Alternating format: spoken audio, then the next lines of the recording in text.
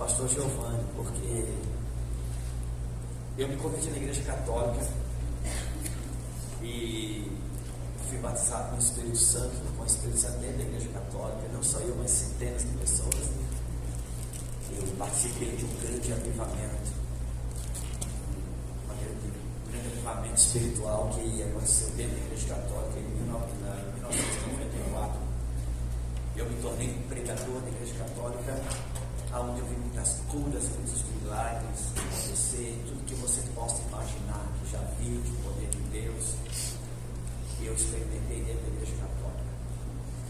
Recebemos dentes de ouro, enfim, tudo que você imaginar. E até que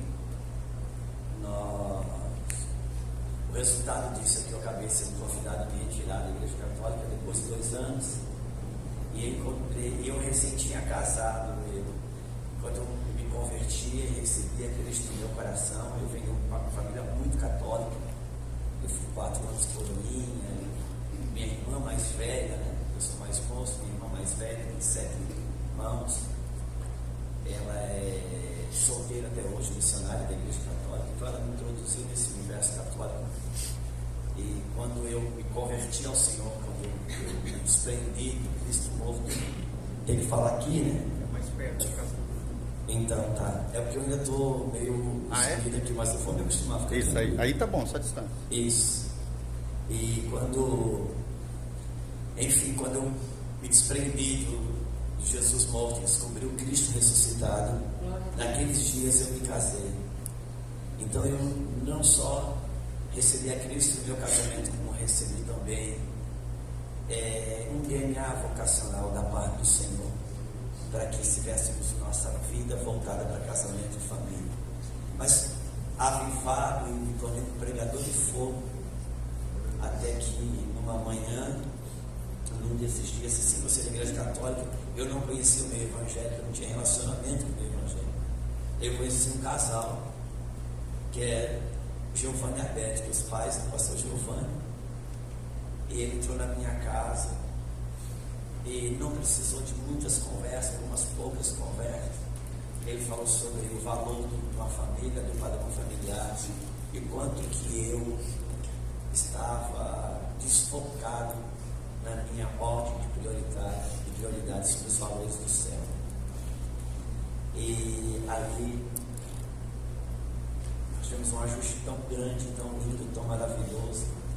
E a partir daí nós começamos uma jornada onde família, ela entrou no nosso espírito de um jeito. Então, depois de 25 anos de casado, está aqui a convite do filho do casal que nos colocou dentro dessa veia. É uma gratidão, tem um significado muito grande para nós. Nós estamos com 25 anos de casados, eu e o Lu. Esse ano a gente está fazendo boas de prata, e a gente já fizemos, acho que umas 3 viagens, passeio. Nós estamos comemorando o ano do 25 anos de casamento. Glória! Pode ver, a gente dá uma saída, vai namorar, beijar na boca, falar de amor, essas coisas que você sabe. E eu espero que você saiba ouvir. E tem sido um ano muito especial para nós. Nós temos 2 filhas, a Isabel tem 23 anos, a Sara tem 19 anos. E nós vamos estar aqui de manhã à noite.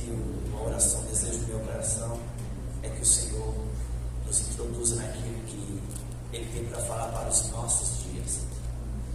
Eu falo os nossos dias porque nós estamos sofrendo muitos embates dentro dos nossos lares.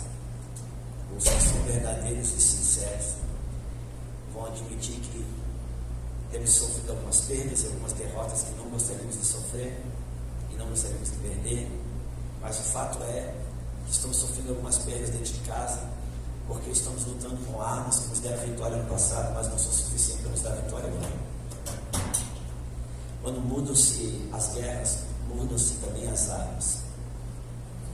E uma das coisas que Deus está tentando fazer na igreja brasileira é atualizá-la, porque ela tem se modernizado, mas não tem se atualizado. Nós temos plena consciência que o que nos trouxe até aqui não é suficiente para nos levar adiante. Precisamos de uma atualização do céu. para compreendermos e podermos dar resposta, a fim de não perdermos a geração que temos hoje dentro de casa. Embora parte da igreja já tenha perdido, mas não sabe disso. Não sabe por quê? Porque conversa com seus filhos, mas não sabe que não se comunica. Hoje nós falamos o idioma dos nossos filhos, mas nós não nos comunicamos com eles. Então, por isso que não temos as armas e as ferramentas corretas para trabalhar e guerrear, e precisamos nos atualizar sobre isso. Amém? Eu espero que você esteja aberto para isso. Aqui nós temos 2 grupos de casais. Tem 2 times aqui nessa manhã. Tem um grupo de casais que vieram passear e vieram no retiro. Tem outros que vieram no retiro e vieram passear. Os que vieram no retiro e vieram passear, esses vão levar porções diferentes daqueles que vieram passear e vieram no retiro. Porque Deus não trabalha com organização, Deus trabalha com ordem. Você não trabalha debaixo da organização de Deus, porque Deus não organiza. Deus não tem organização, Deus tem ordenança. Ordenar é diferente de organizar. Ordenar significa estabelecer o que vem antes e o que vem depois. Por isso que nós chamamos os números ordinários, porque é eles que decidem o que vem antes e o que vem depois. Você pode organizar uma desordem. Por isso que normalmente quando você chama a Deus para a sua vida, por incrível que pareça, algumas coisas que estão organizadas, ele bagunça para organizar o que está bagunçado. Por quê? Porque o padrão de Deus é paz, o padrão de Deus não é tranquilidade. E nós trabalhamos para manter a tranquilidade. Tranquilidade é uma coisa que você com as suas mãos pode promover. Paz só Deus para te dar. Por isso que quando Deus vem com o seu reino, e a gente canta para o reino de Deus vir, mas quando o reino dele vem, o padrão dele também vem. E o padrão dele vem para estabelecer paz, não tranquilidade. Por isso que muitas vezes para ele trazer paz tem que mexer na nossa tranquilidade. É aquilo que a Bíblia chama de rebuliço. O Vale dos Ossos Secos estava totalmente organizado, mas estava em desordem, porque os ossos estavam fora de ordem. Quando Deus veio com o seu padrão para colocar em ordem, a Bíblia diz que uma bagunça se instaurou. Naquela igreja do Vale dos Ossos Secos, quando começou aquela muvuqueira toda, cada osso crente disse: o diabo se levantou, e Deus falou: não, sou eu que estou colocando as coisas em ordem. Às vezes quando Deus vem, a gente pode chamar Deus de diabo, porque Ele mexe no nosso padrão para estabelecer o padrão dele. Espero que a gente esteja aberto para entrar no padrão de Deus, porque o padrão dele Ele sustenta, o meu eu que tenho que sustentar. Então, um retiro como esse, um encontro como esse, são 4 paredes que tem aqui, que nos colocam aqui dentro, e foi escolhido esse hotel que estamos aqui. Só que o encontro de pessoas acontece aqui dentro, o retiro não. O retiro acontece num lugar das regiões celestiais, que já foi gerado por jejum, por intercessão de quem está organizando isso. Por isso você pode entrar no hotel e não entrar no retiro. Tem pessoas que entram no templo e não entram no culto, você sabia? E você pode entrar no hotel e não entrar no retiro. Quem entra no hotel e não entra no retiro, uma dinâmica é uma dinâmica. Quem entra no retiro, uma dinâmica pode ser um ato profético que muda a história da sua aliança. Porque as coisas de Deus, elas não funcionam no plano físico material. Elas manifestam no físico. Elas não são operacionalizadas no físico. Sabe aquele extrato que você vai pegar na sua conta? Você vai lá na maquininha e recebe aquele papel de extrato. Aquilo ali não é só operação. Aquilo ali é só o extrato. O reino de Deus é perpétuo, invisível e inabalável. Jesus disse: o meu reino, o reino de Deus, ele não vem com aparência invisível. E o apóstolo Paulo, ele diz o seguinte: nós não vivemos por vista, nós vivemos por fé. Quando ele fala essa frase, ele está estabelecendo um antagonismo. Se nós pudéssemos ter prepotência suficiente para tentar ajudar Paulo, nós diríamos o seguinte: Paulo escreveu que o reino de Deus, ele não vem por vista, nós não andamos por vista, pelo contrário, andamos por fé. Então o que é o contrário de fé? Tudo que eu vejo é o contrário de fé. Então o que você vê não é uma realidade. Quem está no reino, olha com os olhos do reino. Por isso que o pastor Giovanni abriu dizendo: você procura olhar para o seu cônjuge como Deus vê, porque essa é a realidade do reino de Deus. Isso que você vê com os seus olhos no seu cônjuge, isso pode ser a sua realidade, mas não é a verdade de Deus. E o que liberta não é a minha realidade, o que me liberta é a verdade. Conhecereis a verdade e ela vos libertará. Aleluia. Porque a minha realidade me enche de argumento e a minha verdade me liberta. Por isso que a teologia, quando não usada corretamente, ela não liberta, porque ela usa a Bíblia como argumento, não usa a Bíblia como verdade. Sabe um dos motivos que me fez sair da igreja católica? Eu fui tirado da igreja católica porque eu tive uma descoberta lá. Eu não tinha parente crente nem amigo crente, mas eu descobri que Deus não era católico. Quando eu descobri isso, eles me mandaram embora. E uma coisa que aconteceu é que o meio evangélico resolveu me abraçar para me ajudar a ter outra descoberta, que Deus não é evangélico. Deus não tem religião, quem tem religião são pessoas. Deus é Deus sobre toda a terra. Amém. Então minha oração é que a gente esteja aberto para entrar nas coisas do Espírito. Não adianta a gente, tudo que você ministrar na alma tem prazo de validade. Tudo que você ministra na alma tem prazo de validade. E hoje a intolerância é muito grande. A internet trouxe uma intolerância para você se relacionar de forma duradoura. Mande um áudio de 3 minutos para o seu filho que ele não escuta. Ele escuta de 30 segundos é o máximo. Desse jeito. Por quê? Porque nós temos uma intolerância e as coisas verdadeiras são duradouras. Por isso que o reino de Deus é muito comparado à agricultura. E naquele tempo não tinha inseticida, não tinha nada que bombava. Não, era tempo mesmo. Espera a chuva, espera nascer. É isso. As coisas que têm resultado real, elas também têm durabilidade. Elas precisam de tempo. E as coisas da alma têm prazo de validade. Você já viu hoje como é que é um casamento, uma festa de casamento? Para manter as pessoas 1h30 numa festa de casamento, em 15 minutos tem que fazer alguma coisa. No primeiro momento, o noivo vem, vai, e todo mundo aplaude, rasga um telão, eles aparecem ali. No segundo momento da comida, no terceiro momento da sobremesa, no quarto momento vem alguém põe um arquinho na sua cabeça, no quinto momento alguém dá uma coisinha, para manter na festa 1h30, de 15 minutos tem que dar alguma coisa, porque tudo que é para a alma tem prazo de validade. Ela dá um prazer, ela esquece na hora, mas ela não tem. Agora o que você recebe no Espírito, você não perde, porque não tem prazo de validade. Jesus nunca ministrou na alma das pessoas, ele ministrava no Espírito. Por isso que ele encontra a samaritana e ele pergunta: cadê o seu marido? E ela diz: eu não tenho. Ele, agora sim, você está certo, porque você já teve 5 e o 6º que você tem não é seu. Mas eu quero falar uma coisa para você: o 7º chegou. E não chegou para deitar com você, para atender suas carências. Chegou para te dar uma água onde você não tem mais sede, porque ela brotará dentro de você uma fonte que jorra, porque Deus ministrou dentro do Espírito. Deus estava dizendo: a água que eu tenho para você, samaritana, vai te dar condições de ter relacionamentos duradouros. Porque o desejo de Deus é sarar a gente, não o nosso casamento. Por quê? Porque o casamento ele não faz nada. O casamento manifesta que em 2 pessoas são. Casamento é igual ao omelete, não é essa frigideira de ouro, esses ovos estão sãos. Por isso que Deus quer sarar a gente. Deus quer sarar a gente para responder. O casamento não tem poder de fazer muita coisa, ele tem o poder de revelar. O casamento é igual ao dinheiro, ele não muda uma pessoa, ele revela quem ela é. Pelo amor de Deus, esse silêncio é assim. Hein? Nós somos o meu amigo aqui, você me ajuda. Eu estou apavorado. Tá bom. Mas a nossa esperança, nosso coração, irmãos, é que a gente não perca tempo. Que a gente aproveite o meio tempo. O apóstolo Paulo escreveu: sede sábios, remindo o. Então qual é a diferença entre o tolo e o sábio? É o que ele faz com o tempo dele. Por isso que ele seja sábio, remindo o tempo. Que você, o que define o tolo e o sábio é o que ele faz com o tempo dele. E eu tenho certeza, irmão, que você não tem muito tempo para perder. Você não veio aqui porque não tinha nada para fazer. Então você veio aqui porque você está se expondo.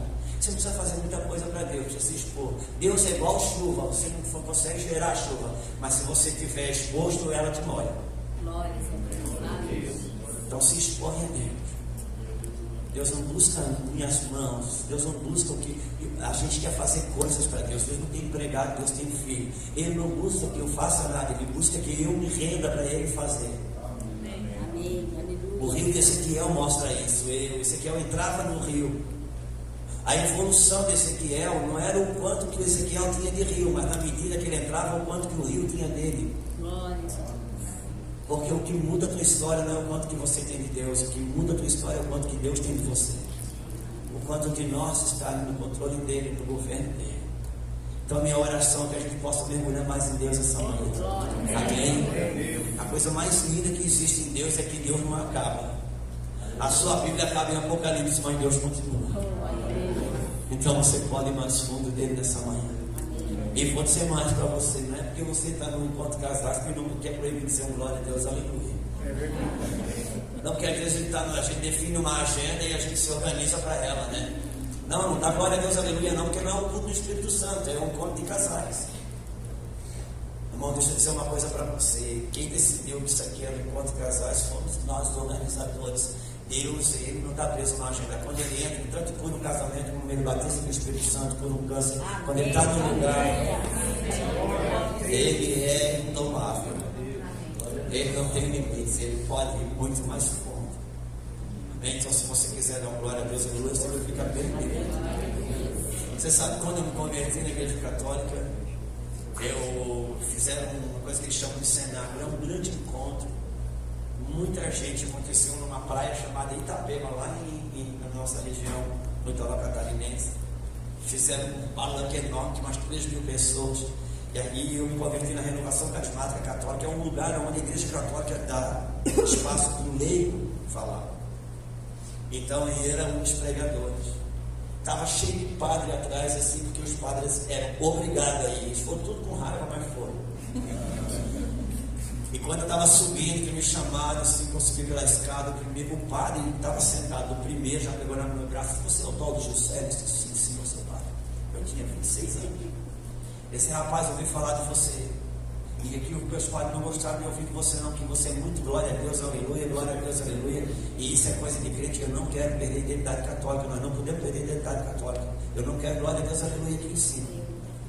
Ele já me arrebentou, porque eu não sabia. Eu falava 2 frases, glória a Deus, aleluia. Eu peguei a mão no microfone e não sabia o que fazia, estava perdido. Aí eu disse assim, só que a gente tem uma coisa na igreja católica, que se ensina desde criança, que a primeira igreja é a igreja católica. E que Pedro era o primeiro papa, o papa é pedra, pedra é pedra, e ele se ensina assim. E eu falei, não sabia o que dizer, levantei a mão e disse, quantos aqui tem umas 3.000 pessoas, e não é evangelástico não, era o que tinha mesmo. Disse, quantos aqui acreditam que a igreja católica é a primeira igreja? Todo mundo levantou a mão. E eu vi que todos os outros padres olharam para aquele padre e falaram assim, tipo assim, estava tudo combinado. Eles pegaram mais bravo e botaram para falar. Eu disse se a igreja católica é a primeira igreja, que todo mundo concordou. Então deixa eu falar uma coisa para vocês. O glória a Deus, aleluia, da igreja católica, os crentes roubaram, mas eu devolvo agora, dá glória a Deus, aleluia. Então, às vezes eu tenho vontade de chamar o padre para avisar para os crentes, do glória a Deus, aleluia, dos crentes. Porque o padre acredita mais nisso que a gente. Às vezes, irmãos, às vezes os de fora acreditam mais na igreja do que a gente. Pedro estava preso na cadeia e a igreja se reuniu numa casa para orar para Deus libertar Pedro. Deus libertou Pedro, Pedro bateu na porta, aí o empregado disse assim, gente, é Pedro. E eles disseram, você está louca. Como que pode? Ficar orando para pensar. Você sabe a história de um pastor que alugou uma sala que era 2 andares e alugou a sala de baixo para a igreja, só que em cima funcionava uma boate. Começaram a orar para fechar a boate. O pastor começou a orar para fechar a boate. O dono da boate soube e pegou fogo na boate, meu irmão. Pegou fogo na boate, o delegado chamou o pastor. Esse pastor, o pastor foi lá apavorado. O que houve, seu doutor? Estamos com problema. O que houve, seu sabe? Pegou fogo na boate? Pois é, não foi pegar fogo na boate. Pois é, e o dono da boate teve aqui, disse que o senhor é ocupado. Pelo amor de Deus, eu sou um homem de Deus, jamais eu ia pensar isso, nem passou pela minha. Não, ele está dizendo que o senhor estava orando para acabar com a boate. Não, pelo amor de Deus, eu acho que eu ia orar e Deus ia botar fogo na mulher, ia pegar fogo. Eu não sei. O dono da boate acredita que se o senhor orar, pega fogo. Agora se o senhor não acredita. Irmãos, as de fora, vocês acreditam mais na gente que a gente. sobre aquilo que Deus pode fazer. Amém? Vamos abrir a Bíblia para não dizer que nós não somos evangélicos, né? Se você puder abrir sua Bíblia em Efésios, capítulo 6, 5.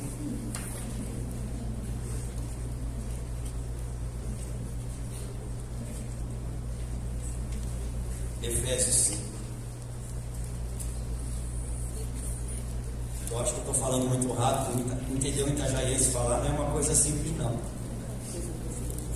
Mas eu espero que você entenda. Eu fui pregar uma vez no retiro na Bola de Neve e tinha um australiano casado com uma brasileira. Preguei sexta-noite, sábado de manhã e caí no almoço com esse casal. Ele falou assim: ó, pastor, eu entendo tudo que brasileiro fala, mas o que você fala? Eu disse: querida, é porque eu falo peixerês. Então tem que alguém para traduzir para o português, para traduzir para o peixerês, para você entender como é que funciona. Porque lá em Itajaí é cash, não cash Disney. Então não é simples entender. Mas se você entende o Google, você vai entender eu também, né? Graças a Deus. Capítulo 5 de Efésios, no versículo 22.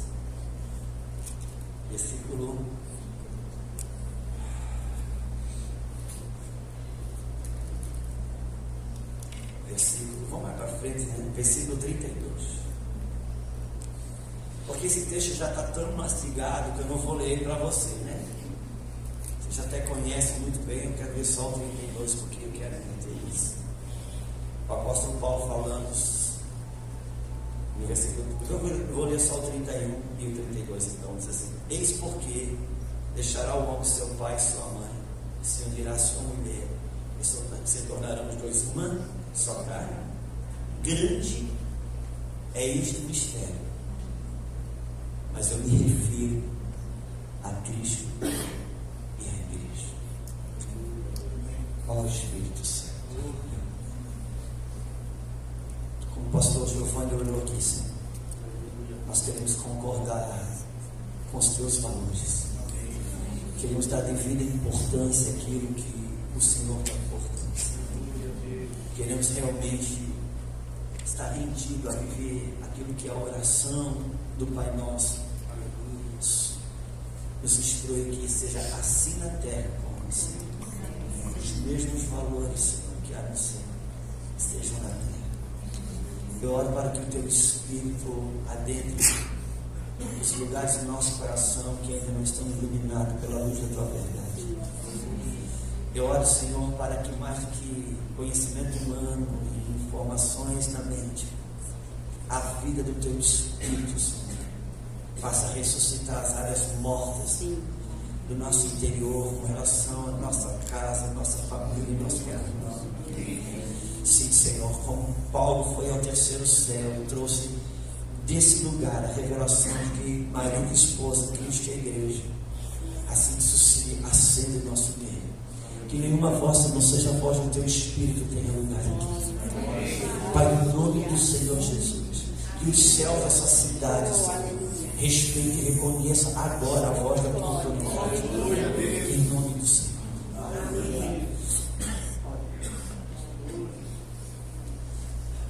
Irmãos, o apóstolo Paulo, ele é um homem que teve uma das maiores revelações sobre casamento. Você sabe, casamento ela não é uma questão pastoral. Matrimônio, família é uma questão apostólica. As pessoas que escrevem no Novo Testamento sobre família não eram pastores, eram apóstolos.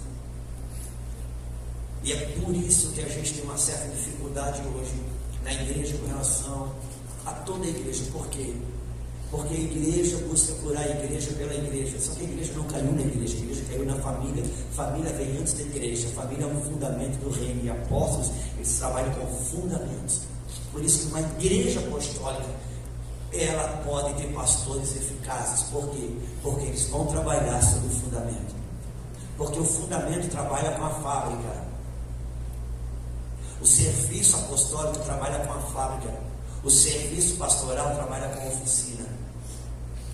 Quando eu estava para comprar, eu desejava comprar um carro. Está filmando, eu não gosto de falar de marca, essas coisas, mas vou falar aqui depois ele seguido. O queria comprar um Corolla.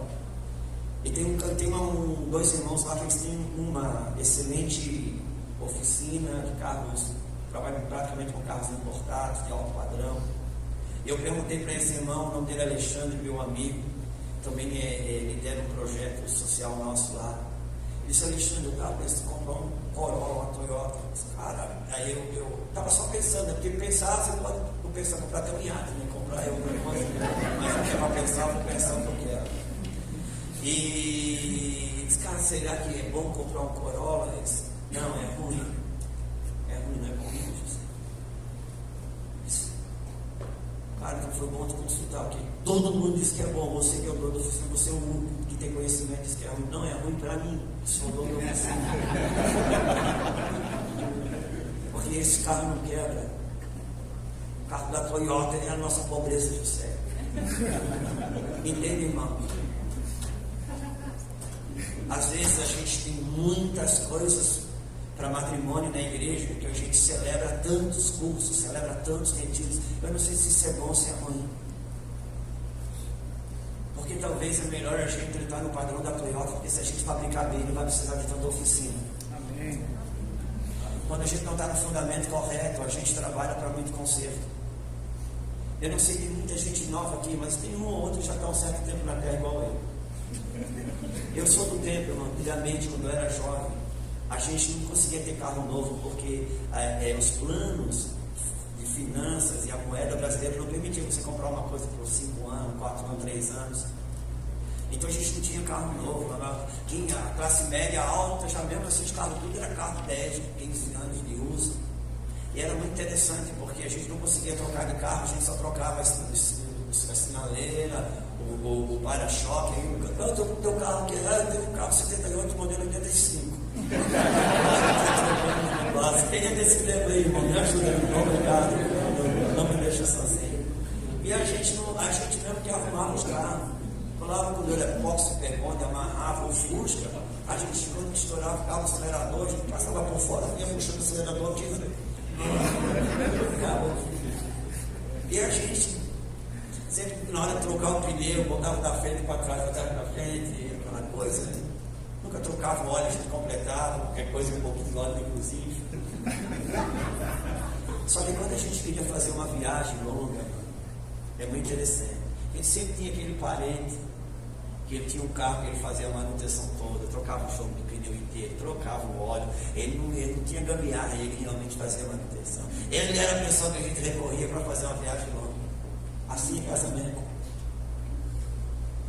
Se você casou só para andar dentro da cidade, pode fazer de qualquer jeito. Agora, se você casou para fazer uma viagem longa, faça a manutenção correta. Glória a Deus. Porque quem faz manutenção não precisa fazer conserto. Mas eu gostaria de pensar como o apóstolo Paulo, mas ele teve uma grande revelação. E sabe o que ele trouxe no terceiro céu? Ele trouxe que, assim como marido e esposa, assim é que existe a igreja. Entenda, ele não estava fazendo uma mera alegoria. Ele estava trazendo uma realidade, um fundamento. Que é assim como marido e esposa, assim é Cristo e a igreja. Paulo estava trazendo a matriz celestial do matrimônio. Glória a Deus. Porque Deus só fez um casamento. Deus só celebrou um matrimônio só. E não foi o de Adão e Eva. O casamento que Deus estabeleceu, Ele estabeleceu antes da fundação do mundo, que é o de Cristo e a igreja. E se eu quiser aprender sobre matrimônio, eu tenho que aprender e me conectar com a matriz celestial. Eu não posso aprender com a terra aquilo que o céu criou. O que o céu criou, só o céu pode ensinar. O que o céu criou, só o céu pode sustentar. E o casamento não foi criado na terra, o casamento foi criado no céu. Sabe, se você quiser aprender sobre o corpo humano, isso você pode aprender com a terra. Você pode entrar numa faculdade de medicina, e homens vão te ensinar.